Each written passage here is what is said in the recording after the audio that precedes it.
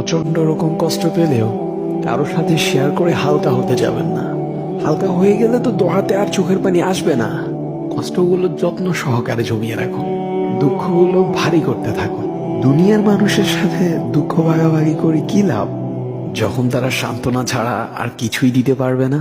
বরং নিজেকে সবার সামনে স্ট্রং রাখুন যতটা পারা যায়। ঠিক তার বিপরীতে নিজেকে প্রচন্ড রকম ভেঙে চড়ে বিগলিত করে দিন রবের সামনে যতটা পারা যায়। হাজারো মানুষের ভিড়ে মঞ্জিল হারিয়ে ফেললে যেমন অসহায়ত্ব ফিল হয়, তার চেয়েও বেশি অসহায় হয়ে রবের কাছে সাহায্য প্রার্থনা করুন।